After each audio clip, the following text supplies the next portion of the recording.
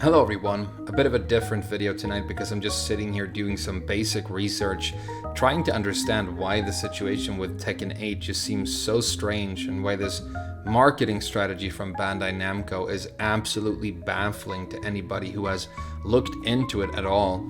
Now, I saw a tweet fly by a while ago and I always meant to follow up on it, which I guess I'm doing right now. You might have seen it as well. I think it was retweeted by FDX, but the tweet was talking about, or seemed to have some information about, the fact that Bandai Namco aren't doing too well financially right now, and one of their major releases of this year so far, a game that they have already released in Japan and are in the process of releasing here in the West, has dramatically underperformed in terms of sales. And so the working theory is that they are forcing all of this extremely aggressive monetization onto Tekken 8 as an attempt to recoup the losses that they are making on these other properties, and they are making sure that it works as well as possible by delaying the fact that they're going to do this until after most of the critical response is in, and so on. Now, we don't know if this is true, but it makes sense to me when you look at the monetization that we have in Tekken 8, especially the Battle Pass. It really does seem like something that was scraped together and forced into the game when there aren't enough fun and meaningful assets to put in the game to make a good battle pass. It seems to me like there was a mandate that Tekken 8 has to have the shop, has to have the premium currency, has to have all the different special editions, and has to have the battle pass. There was just a mandate that that has to be the case, and then the developers have more or less been forced to, I mean, they may or may not agree with it, scrape this stuff together. So let's look around a little bit and see if there might be any truth to this theory, right? Now, the first thing we need to understand is whether or not it's true that Bandai Namco aren't doing well financially. So I found a little report right here, and it just seems to be comparing the first quarter of the fiscal year of 2024 compared to last year. And we're looking at Entertainment Digital, which is the top column right here, or row. And you don't need to know like what all of these numbers mean. It's basically the case that compared to the prior year, the sales are 34.8%, so down quite dramatically. They had a full year plan, which I guess is just another word for their budget, of 58,000, and this is in millions of yen, by the way. But they are now forecasting 41,000, which means that they are going to underperform compared to their budget in a very significant way. They have an operating margin of 11.4%, which, I mean, it's been a long time since I learned about any of this, but I think operating margin is just return on sales. So it's basically sales divided by revenue. It doesn't have that much significance in this context. So it does seem to definitely be true, and I found other articles indicating this, that Bandai Namco really aren't doing too well financially, and they seem to believe that a lot of it has to do with the fact that Elden Ring has finally stopped selling. Elden Ring was this juggernaut, one of the best and most selling video games of all time, and it has consistently sold copies up until now, when that's finally petering out, and I guess people are just waiting for that DLC. They also think it has to do with the sort of post-COVID bubble bursting, because there apparently has been a consumer bubble in video games since the end of COVID, which I wasn't aware of. So that does seem to be true. And then we end up looking at this culprit game known as Blue Protocol. Now, I had never really heard about Blue Protocol before I saw that tweet that indicated that this might be one of the core reasons that Tekken 8 is so strange right now and has this weird shape. So I've looked into this game, and like I said, it's been released in Japan already, and it's going to be released in the West during the second quarter of 2024. So this game is about to be released for the rest of us, and it has underperformed significantly, specifically on the Japanese market. So what I really wanted to know was, what was Blue Protocol going to be like? What kind of gameplay did it have, and what kind of monetization did it have? What was Bandai Namco's strategy in terms of making money on this game? And there is some very, very scathing information and criticism when it comes to this. So here's a Reddit post where somebody is talking about some of the monetization features of Blue Protocol.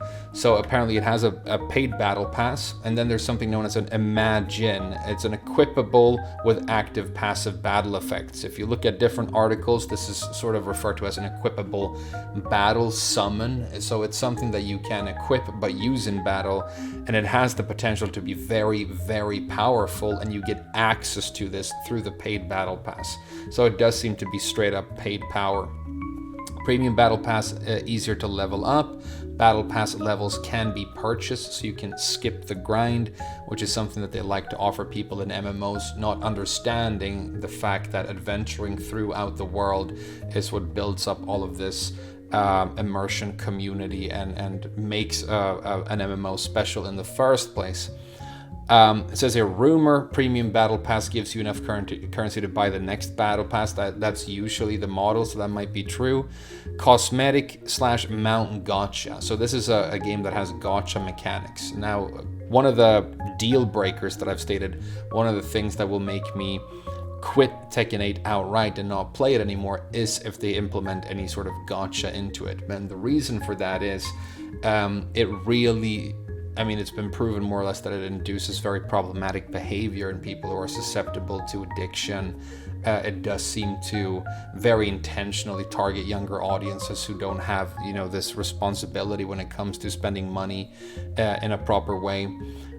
So I really, really dislike the idea of these gacha mechanics, but it apparently has that in spades, but it seems to be mostly cosmetic. Pity through small amounts of currency. So a pity currency in a game like this is when you get stuff that you don't need, you can dismantle it and you still get some resources back. So think the dust in Hearthstone, for example. But apparently thousands of dollars worth of pity currency before you can really do anything with it, according to this Reddit post, and this isn't verified. I haven't gone into the actual Japanese game store and looked at this. I've just read a lot of secondhand accounts about it, so keep that in mind. Experience reward buffs, reduced stamina consumption, increased loot chance.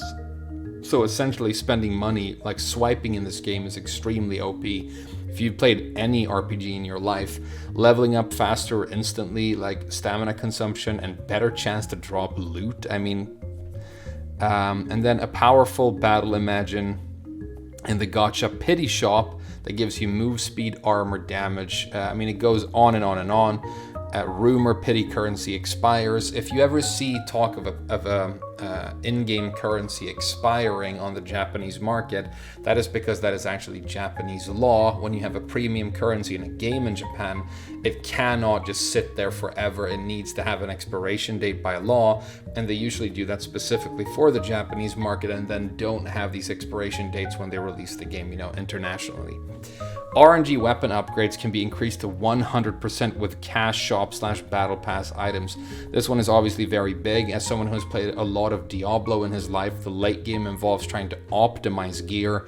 And if you can get a 100% chance to optimize, a roll on a piece of gear, it's basically huge, and swiping is really the only viable strategy of getting any decent gear in a game like this, it seems like. Paid weapon skins are consumable, need another premium item to reuse the skin. It just goes on and on and on. You don't need to know about all of this, but it does seem to be the case that Blue Protocol was an extremely aggressively monetized game, or will be, and I don't think it's a stretch to imagine that might be one of the reasons that it has underperformed. Here is an interview that somebody has made with someone at Amazon Games, which I'm guessing is the publisher of the game, at least here in the West. And it's funny because the person asking the questions goes after this publisher speaking about monetization. You can read the entire thing for yourself, but it's very obvious that this publisher is dodging or trying to avoid questions about paid power and things like that. He says right here, so the first thing for us is fun and fair. That's the kind of the model that we're running with. If you purchase things and I don't, we should still be relatively comparable in terms of what our power is. You should not be able to beat a boss because you purchased something and I didn't. Now that might sound like they are committing to having no paid power, but it's actually the polar opposite. This is a sentence pretty much confirming that there's paid power in the game and that that's very intentional. All they're really saying is that if there's a challenge in the game like a boss, you will still be able to beat it without spending the money.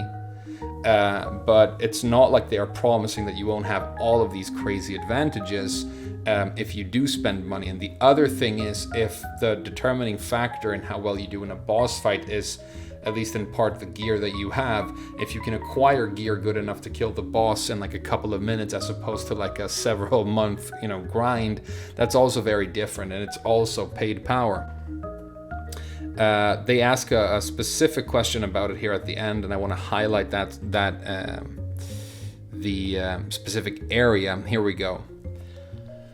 Gameplay balance is always something we want to keep an eye on. This is the publisher speaking again. Again, going back to the mantra of fun and fair, we want to make sure that what you're getting from the paid versions are generally things that are cosmetic options, but not necessarily power options. So it's basically saying generally cosmetic, majority cosmetic in other words, and not necessarily power, basically saying right there that there will be non-cosmetic options that you can buy and that there will be paid power. So he's saying it straight out, trying not to say it, Blue Protocol just launched. They're obviously still doing some updates and doing some work on their side, but that's the goal that we're trying to hit for the Westerners. To this, and this is the interviewer, I pointed out that there were rewards in the Battle Pass and the BPP system that do provide in-game power.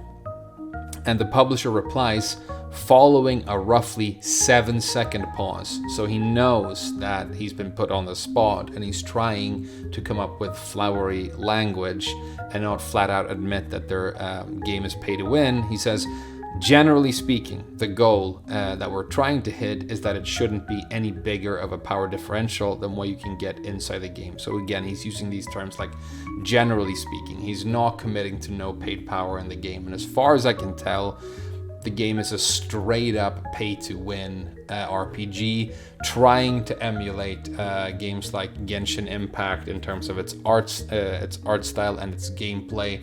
And it seems to be completely interwoven with how it's going to be monetized. I've also heard that you basically have these like default outfits on your character and they don't change depending on what gear you equip your armor. You actually have to use these consumable cosmetics to change the appearance of your character. And apparently those cosmetics are one-time use. I mean, it doesn't even make sense. So there you go. And there are all these other articles talking about how Blue Protocol has underperformed and how Bandai Namco now are canceling a bunch of other projects. It's kind of interesting because we have information here somewhere about how Bandai Namco are now canceling 5 other titles that were in development, and they are scrambling to like re-strategize when it comes to releasing these games. What they're saying now is, in the future we will build an optimal and well-balanced title portfolio, examine our development system carefully, and strengthen development with an emphasis on quality. So they're basically saying that now we're going to make fewer games, we're going to scrap all these random projects, and we're going to have these few juggernaut franchises, and we're going to focus on quality when it comes to them. The associated technical research expenses for this were higher than expected at the beginning of the year. So you can tell that this is somebody talking really with a voice that they use towards investors and to shareholders as opposed to actual consumers. But because they're talking about their titles as a portfolio and things like that, it's kind of laughable that their new strategy is supposed to be centered on quality when Tekken 8, their juggernaut game right now, I mean, it's not selling nearly as well as Elden Ring, but pretty much nothing ever will. The major issue with Tekken 8 seems to be, at least in large part, quality assurance. There hasn't been enough of that. They used to do these basically beta runs in the arcade that they don't do anymore. We had a total of 4 days of actual game testing before the game was released. And now updates, patches, fixing all of these quality issues that the game has. They're coming out very, very slow. They're few and far between. It's difficult to get any honest communication from the developers of the game Tekken 8. So I think the entire picture starts to crystallize a little bit, and again, we can only speculate here, but it seems as though Bandai Namco have, released a couple of flops, and this, gacha game with anime cat girls was a big reason, that they're not doing well right now. They know that Tekken 8 is going to sell well, especially, after 7, which was such a huge success, right? And so they're trying to use it and maximize how they can monetize it. To basically stay afloat as a company, or at least improve what the books look like, for the next few financial quarters. So again, if you look at the context of what the monetization looks like in Tekken 8, I think it makes perfect sense. I feel more and more as though the developers who have spent time creating, the characters in the game and the move lists and coming up with these stages and whatever, there's obviously a lot of passion behind all of that, and Tekken 8 is still a game with this massive potential, and then mandated very aggressive monetization is being forced into the game. And because it's being forced into the game, my guess is that the developers don't have the time or the resources to focus on what is actually more important for the quality of the game, like a working disconnect counter, which I think we still don't have, and balance issues, cheating issues, all the rest of it. When the focus is put on the creative and crazy monetization of the game, obviously the quality of the game itself will suffer. Now, I don't know why Blue Protocol failed to sell well in Japan, and I also don't know why these publishers think that you can have one monetization model for the Asian markets like Korea and Japan that you have to change when it comes to the Western market, because in a way it feels like you're kind of being patronizing to the Japanese players, saying that, they're used to this and they will swipe all the time, but we can't pull that stuff in Europe. I hope, and I think it might be the fact that the gameplay being less and the game being less because of all of this crazy monetization that you've put into Blue Protocol is at least a contributing factor to the game not doing well. And I don't think the answer then is to take the same crazy and aggressive monetization and the battle pass and all the rest of it and force it into another property of yours that had all of this potential, right? You're just taking that sin and that huge issue and dragging it into another property and destroying that as well. The monetization is really the main thing that is really ruining Tekken 8 right now. It's creating all of this bad will, but it seems irrefutable at this point that it's also one of the major reasons that the quality of the gameplay isn't improving, that the anti-cheat isn't coming into all of it. Now, what I believe is that this sort of business think is actually not only detrimental to creativity, it's actually the polar opposite of creativity, and it's very difficult for these two worlds to coexist. But of course, if they don't, then there are no major video game releases for us to play, and no money for these companies to be made. So they need to coexist in a sense, but I think in the older days that many of us, gamers in our 30s, remember when the main idea was to deliver a product that was so solid that it sold well because of its reputation and high quality and sheer fun factor, and then the same publisher or the same developers kept producing quality like that, and you just knew when a new, for example, Blizzard game came out that the fidelity was going to be extremely high and that you might end up loving it and playing it multiple times for years and years and years to come.